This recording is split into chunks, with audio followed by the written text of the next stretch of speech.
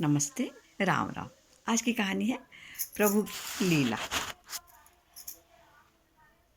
एक बार एक बहुत बड़े संत एक शिष्य के उनके साथ शिष्य था, दिल्ली से वृंदावन की ओर जा रहे थे। रास्ते में उनकी कार खराब हो गई। वहीं पास में एक ढाबा था, तो उनको वहाँ रुकना पड़ा, थोड़ा सा आराम करना पड़ा। जब ढाबे के मालिक ने देखा कि अरे इतने बड़े संत हमारे यहाँ आए, तो उन्हें बढ़िया सात्विक भोजन तैयार कराया और संत से आग्रह किया कि आप भोजन कर लीजिए। संत ने बड़े विनम्र भाव से कह दिया कि मैं तो भगवान का भोग लगाए बिना खा ही नहीं सकता, मतलब जब भोग लगेगा तभी मैं खाना खाता हूँ। ढाबे का मालिक बहुत निराश हुआ कि इतने बड़े संत आए और हमारे बिना खाए बैठे हैं। शिष्य भी बहुत दुखी था कि अभी तक सुबह से महाराज ने कुछ खाया ही नहीं। ठीक उसी समय एक और कार आकर वहाँ का रुकी और उसमें से एक दंपत्ति बाहर निकले और उन्होंने कहा कि सात्विक भोजन तैयार करवा दीजिए, हमारे गोपाल जी को भोग लगाना है, उनके भोग का समय हो गया है।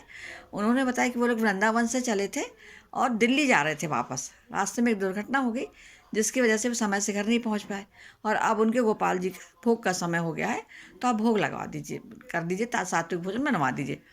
प्रभु की इस लीला को देखकर ढाबे के मालिक और शिष्य दोनों बहुत हैरान हुए। संत के लिए बनाया गया भोजन गोपाल जी का को भोग लगाया गया और वो प्रसाद संत के पास ले जाकर दिया गया। और संत ने जब पूरी बात सुनी, उनको बताया गया कि ऐसा हुआ है, वो दौड़कर गोपाल जी के पास आए और दंडवत प्रणाम किया। ठाकुर जी की लीला को देखकर संत की आंखों में आंसू आ गए। संत ने कहा, कन्हैया, आज तूने मेरे लिए इस ढाबे पर जहाँ प्याज और लहसुन की सुगंध आ रही थी, मैं वहाँ खाना नहीं चाह रहा था, मुझे बैठने मुश्किल हो रहा था, पर यहाँ तूने भोग लगा लिया, तुमने खाना खा लिया, तो मैं तो तुच्छ भक्त हूँ, मैं तो खा ही सकता हूँ।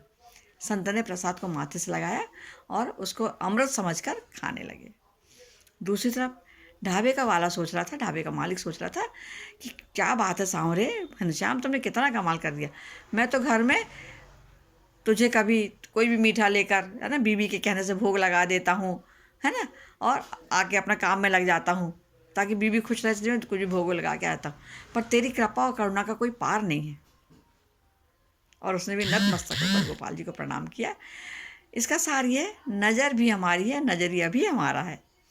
हम देखते वही हैं जो हमारा मन देखना चाहता है ना। ये तो वो कहना है जो राम रूप में बिल्ली के झूठे पेड़ भी खा गए थे, उन्होंने स्वाद लेकर खाए थे। तो हे भगवान, तुम्हारी लीला अपरंपार है। ऋषि मुनि सब हार गए, पर तुम्हारी लीला को कोई नहीं जान पाए। नमस्ते। राम राम।